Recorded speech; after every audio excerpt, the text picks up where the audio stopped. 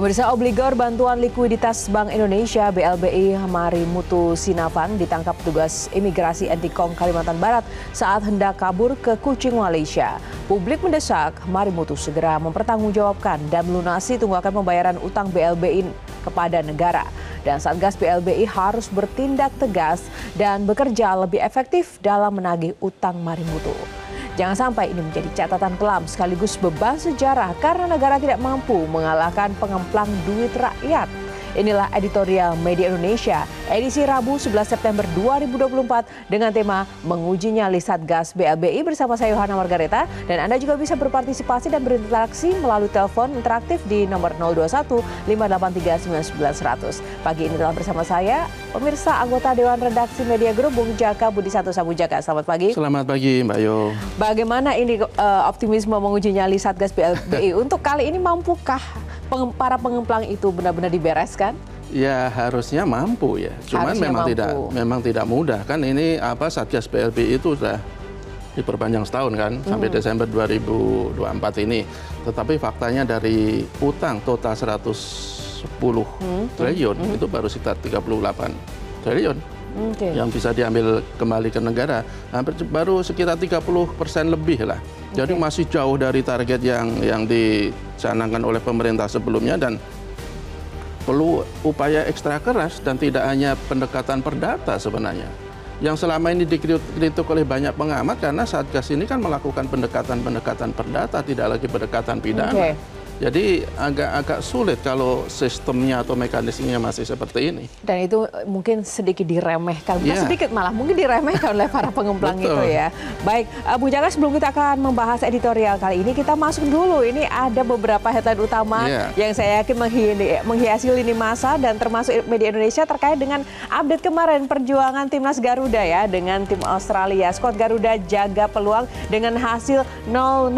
Artinya ini juga di luar ekspektasi publik kan. Mungkin Australia ini kan lebih unggul sebenarnya, tapi ternyata Indonesia, tim Garuda kita tak kalah kuat ini dengan hasil imbang luar biasa loh, padahal peringkatnya jauh ya di FIFA ya. Kalau dari sisi peringkat kan sangat timpang ya antara timnas Indonesia dengan Australia. Australia di peringkat 24, Indonesia itu di 133. Tetapi kalau hasil yang tadi malam itu meskipun seri di kandang sendiri, itu menurut saya hasil yang patut kita syukuri.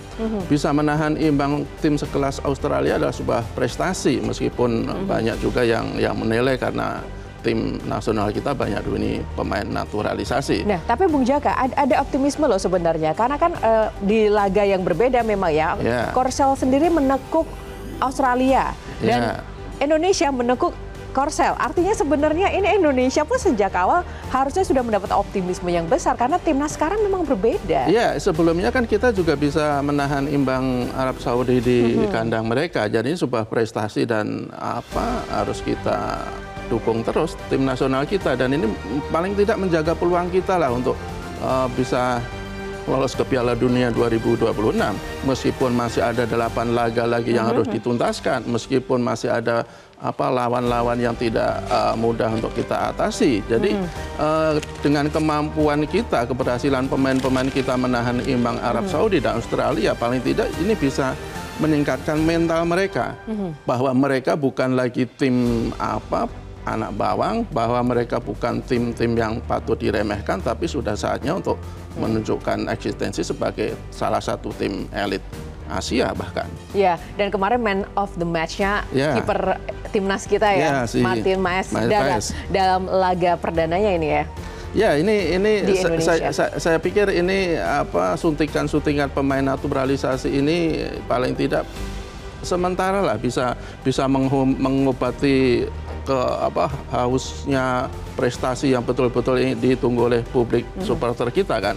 Jadi kita berharap permainan ke depan ya semakin bagus hingga kita bisa lolos ke Piala Dunia, dan saya pikir tidak sekedar menjadi mimpi untuk bisa lolos ke Piala Dunia, meskipun harus kita katakan ya bebannya, rintangannya itu masih sangat berat. Ya. Tidak apa-apa Bung Jaka, tapi mimpi harus tetap terjaga untuk menuju prestasi-prestasi selanjutnya ya bagi timnas. Nah, lalu tadi kalau ada prestasi dari timnas ya di kompetisi olahraga, apakah kali ini di kompetisi pilkada ini para caleg-calegnya juga sudah memiliki sistem yang juga baik begitu untuk nanti kita menghasilkan para pemimpin yang dibutuhkan rakyat. Ada judul penggantian caleg terpilih pinggirkan transparansi. Nah, nampaknya ternyata di luar dugaan juga masih ada polemik ya, dinamika yang belum selesai ya terkait dengan caleg-caleg terpilih kemarin ya. Ya, ini kan ada fenomena yang fenomena yang cukup menjadi perhatian kan. Karena cukup banyak caleg-caleg yang terpilih itu diganti oleh partai politik yang mengusung mereka. Ya, ada banyak alasan, tetapi yang utama karena mereka maju ke pilkada. Jadi ini ada semacam pengkhianatan terhadap suara rakyat. Dalam pileg kita itu kan menganut sistem proporsional terbuka, artinya rakyat itu memilih orang. Jadi ketika orang sudah dipilih, kemudian dia terpilih, kemudian dia malah menyia-nyiakan suara rakyat, ya kita tentu saja prihatin. Ketika mereka sudah terpilih menjadi anggota legislatif, tinggal dilantik, kemudian ada keinginan lain atau hasrat lain untuk maju di pilkada dan dia mengundurkan diri, ya berarti suara yang sudah diberikan kepada mereka ya disia-siakan.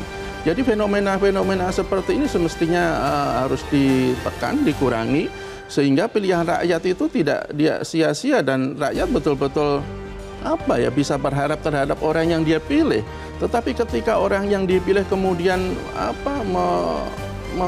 mengesampingkan pilihan itu demi kekuasaan di tempat lain, ya ini merupakan sebuah pengkhianatan lah terhadap suara rakyat, dan ini harus betul-betul diatasi, dicegah termasuk oleh partai politik. Iya, jika demikian ngapain harus ada pileg begitu ya? Betul. Kenapa harus ada kampanye sosok-sosok itu? Ya, data terakhir itu paling tidak ya untuk maju pilkada, caleg terpilih dan maju pilkada itu ada 19 orang, baik untuk gubernur maupun bupati atau wali kota, belum dengan ada alasan-alasan lain.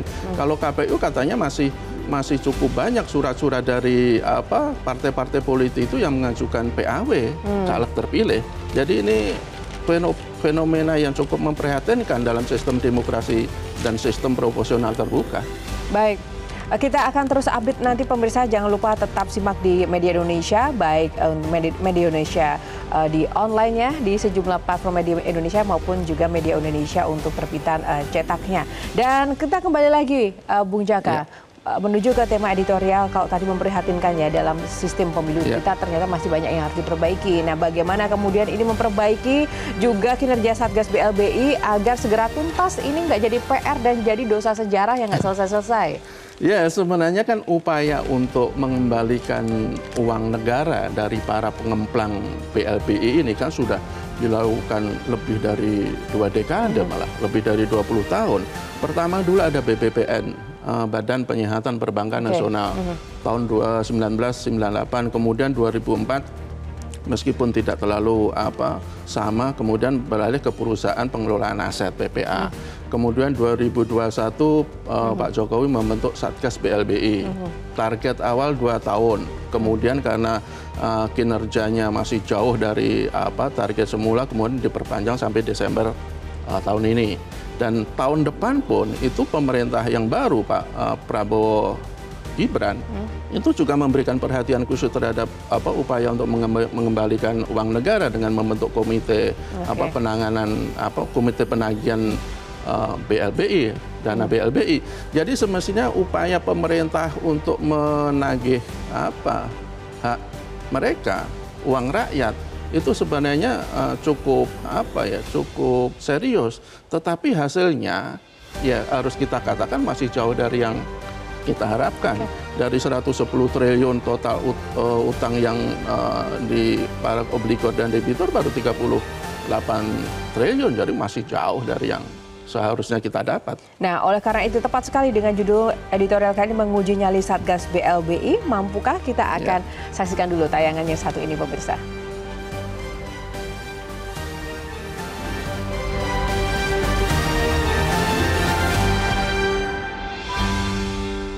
Menguji nyali Satgas BLBI.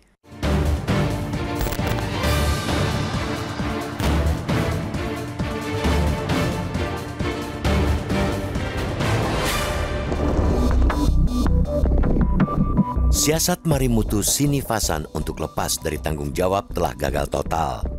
Obligor Bantuan Likuiditas Bank Indonesia atau BLBI itu ditangkap petugas imigrasi di Pos Lintas Batas Negara atau PBLN, Entikong, Kalimantan Barat, Minggu 8 September sore saat hendak kabur ke Kuching, Malaysia. Saat itu, Marimutu mengaku sakit sehingga tidak turun dari kendaraan untuk pemeriksaan imigrasi.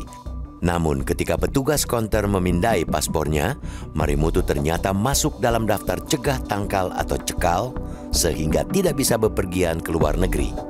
Kita tentu mengapresiasi upaya pencegahan ke luar negeri terhadap Marimutu. Kini, publik mendesak pemilik grup Texmaco itu segera mempertanggungjawabkan dan melunasi tunggakan pembayaran utang BLBI kepada negara. Grup Texmaco diketahui menerima pinjaman lantaran krisis keuangan melanda Indonesia pada 1997-1998. Jumlahnya sebesar 8,08 triliun rupiah dan 1,24 juta dolar Amerika Serikat untuk divisi permesinan. Divisi tekstil memperoleh dana sebesar 5,28 triliun rupiah dan 256.590 dolar Amerika Serikat. Pinjaman juga mencakup 95.000 pound sterling serta 3 juta yen Jepang. Dalam akte kesanggupannya, grup Texmaco tercatat memiliki utang sebesar 29 triliun rupiah ditambah 80,5 juta US dollar terkait dengan penerbitan Letter of Credit atau LC. Marimutu baru membayar sejumlah kecil utangnya kepada Satuan Tugas Penanganan Hak Tagih Negara Dana BLBI atau Satgas BLBI sekitar 30 miliaran rupiah. Pembayaran yang relatif kecil jika dibandingkan jumlah utang keseluruhan itu jelas menimbulkan rasa frustasi dan menimbulkan kekecewaan di kalangan publik. Satgas BLBI harus bertindak tegas dan bekerja lebih efektif dalam menagih utang Marimutu. Di luar kasus Marimutu, publik perlu mendapatkan info yang transparan soal obligor BLBI yang masih punya sangkutan utang kepada negara. Dengan target 150,454 triliun rupiah dari 22 obligor dan 12.000 berkas debitur, kenapa hingga kini Satgas BLBI baru bisa memperoleh 38 triliun rupiah dari perburuan utang ini? Padahal masa tugas Satgas tinggal menyisakan waktu kurang dari 4 bulan lagi. Satgas BLBI yang dipimpin Ronald Silaban terkesan masih majal, tidak garang, dan tampak lesu darah.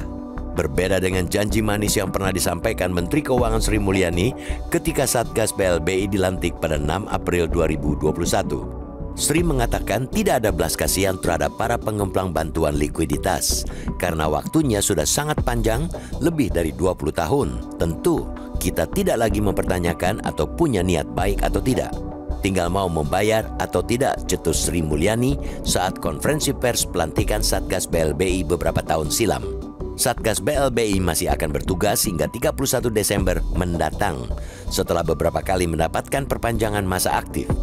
Jangan sampai ini menjadi catatan kelam sekaligus beban sejarah karena negara tidak mampu mengalahkan pengemplang duit rakyat. Negara harus memiliki wibawa, apalagi Indonesia menganut sistem equality before the law. Semua orang sama di hadapan hukum. Jangan karena para pengemplang ini memiliki latar belakang pengusaha, orang-orang berduit, negara yang diwakili oleh Satgas BLBI menjadi ciut nyali. Di sisi lain, kita juga mendorong agar institusi penegak hukum di negeri ini untuk tidak lelah memburu koruptor dan harta jarahannya. Kepada KPK, kita ingatkan tentang pencegahan sejak dini agar tidak ada yang coba-coba melakukan korupsi. Tidak hanya KPK, aparat kepolisian dan kejaksaan juga bekerja secara erat untuk mencegah terjadinya gratifikasi dan praktik-praktik korupsi lainnya. Kerjasama yang solid dan upaya pencegahan yang efektif merupakan kunci untuk menjaga integritas dan keadilan di sistem hukum kita, sekaligus mencegah uang negara terus-menerus dibobol.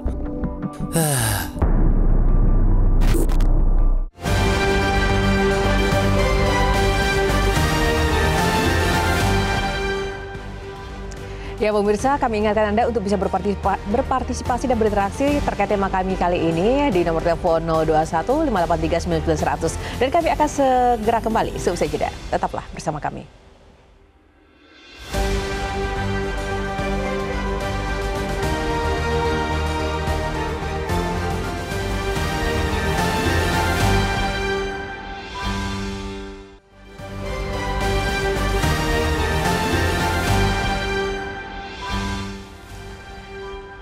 Ya, kembali di Editorial Media Indonesia. Pemirsa, kita akan langsung bergabung dengan para panel yang sudah antri di line telepon kami. Yang pertama ada Pak John Veto dari Batam, Kepulauan Riau. Pak John, selamat pagi.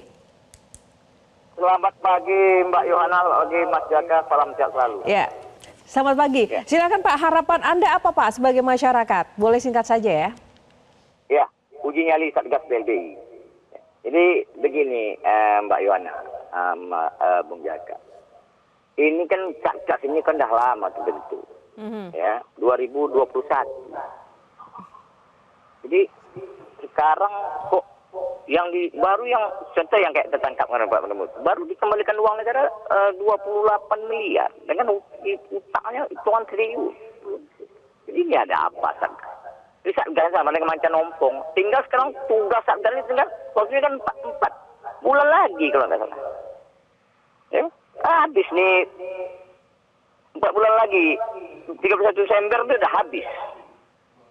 Jadi mudah-mudahan tapi ini harus diperpanjang ini oleh presiden yang baru nanti, harus diuber semua nih. Kenapa kok susah betul? Ada apa gitu? Yang kayak tangkap kemarin tuh orangnya ada di Indonesia ya. Aduh, ya mudah-mudahan ini kayaknya kita bisa berharap nih di presiden yang baru nih, Mbak Yana. Oke, berharap pada Pak Prabowo nanti ya pemerintahnya bisa ya menyelesaikan masalah ini. Bisa lagi nih, tak bisa harap. Baik, Ya? baik, Pak John, terima kasih. Dan kita akan menuju ke Mataram. Ada Pak Bion. Selamat pagi, Pak Bion. Oh, nampaknya line teleponnya terputus. Pemirsa, coba kita akan sapa sekali lagi Pak Bion. Oke, masih belum tersambung. Nah, bagaimana Bung Jaka? Ada harapan dengan pemerintahan selanjutnya untuk bisa menyelesaikan. Karena kalau pemerintah sekarang sudah mau selesai ya, jadi artinya nih komitmen ke depan ini yang sangat benar-benar diharapkan menyelesaikan BLBI ini. Ya, kalau soal komitmen, pemerintahan ke depan kan juga sudah merencanakan akan mengubah Satgas menjadi komite kan. Satgas itu kan alasannya karena bersifat sementara, temporer. Kalau komite itu bisa bekerja secara tetap dan dalam jangka waktu yang lama. Kita mendukung upaya-upaya seperti ini. Cuman kita juga harus mengingatkan bahwa apapun namanya, apakah itu Satgas, apakah itu komite, yang penting mereka lebih membuat gebrakan-gebrakan yang lebih progresif. Kalau selama ini Satgas itu kan mendasarkan kinerja kan berdasarkan hitung-hitungan perdata. Jadi mereka itu dianggap punya utang dan hukumnya hukum perdata. Kalau hukumnya hukum perdata yaitu apapun ya akan susah ketika mereka juga tidak mau membayar utang-utangnya. Lain halnya dengan kalau dipadukan dengan hukum pidana, mereka bisa melakukan kekuatan untuk memaksa mereka membayar. Kalau hukum perdata itu kan lebih banyak bargaining.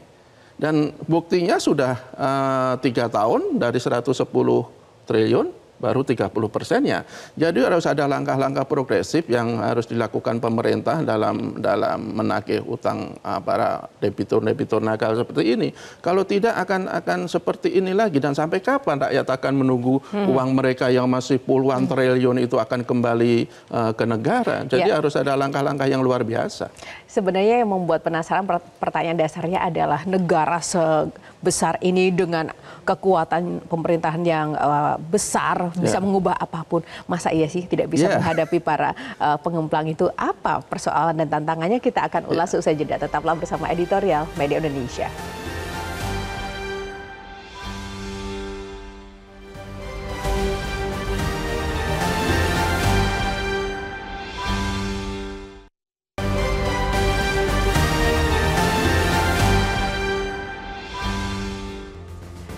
Ya, kembali di Editorial Media Indonesia, langsung Bung Jaka. Apa sebenarnya yang menyandera negara untuk tidak bisa segera menyelesaikan kasus BLBI dan juga menciduk seluruh para pengemplang pajak kita?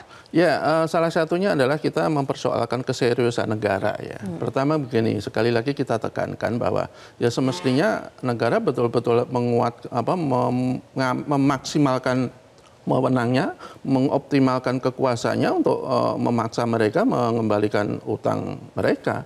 Kalau selama ini sekali lagi kalau sistemnya sistem dengan sistem perdata, bargaining tidak akan kuat dan pasti akan mengulur-ulur waktu, dan kita tidak bisa mengharapkan niat baik dari mereka kok. Tidak semuanya punya niat baik. Salah satunya si Marimutu nih, kalau dia mau kabur ke luar negeri kan berarti emang niatnya tidak baik. Sebenarnya sudah cepat saja bisa dititahkan, habisi semuanya misalnya, Ya, begitu persoalannya ya. Masalah politik kan? Ya, persoalannya dengan Satgas itu emang sistemnya yang digunakan itu sistem perdata. Jadi cuma sekedar hubungan utang piutang semata. Tidak ada hubungan masalah hukum. Itu yang sebenarnya dikritik banyak pihak. Semestinya pemerintah itu memberikan batas waktu kepada para pengemplang uang negara ini sampai umpamanya kapan dia tidak membayar, ya hukum pidana yang diterapkan. Saya yakin kok mereka itu lebih takut masuk penjara daripada tidak membayar utang. Juga soal masalah aset-aset kan masih banyak juga aset-aset yang sudah dialih tangankan ke pihak-pihak yang lain. Jadi ini memang tidak mudah, tetapi negara pasti bisa kalau dia kemauannya lebih besar dari yang sudah-sudah. Baik, terima kasih Bung Jaka sekali lagi. Semoga Satgas BLBI ke depan dengan sisa waktu yang masih ada ini benar-benar punya nyali ya untuk menyelesaikan para pengemplang yang kemudian membawa lari uang rakyat. Karena ada hak tadi ya sekitar mungkin 78 lebih gitu ya. Iya, masih triliun sekitar segitu ya. Ya, yang harus dikembalikan kepada negara. Terima kasih Bung Jaka untuk waktunya bersama Editorial Media Indonesia. Dan pemirsa, kita juga harus mendorong agar institusi penegak hukum di negeri ini untuk tidak lelah memburu koruptor dan juga harta jarahannya. Begitupun dengan KPK untuk tetap melakukan pencegahan sejak dini agar tidak ada yang coba-coba melakukan korupsi. Aparat kepolisian dan juga kejaksaan juga bekerja secara erat dan juga intensif untuk mencegah terjadinya gratifikasi dan juga praktik-praktik korupsi lainnya. Kerjasama yang solid dan juga upaya pencegahan yang efektif merupakan kunci untuk menjaga integritas dan keadilan di sistem hukum kita. Sekaligus juga mencegah uang negara terus-menerus dibobol. Demikianlah Editorial Media Indonesia. Saya Yohana Margareta undur diri. Selamat pagi, sampai jumpa.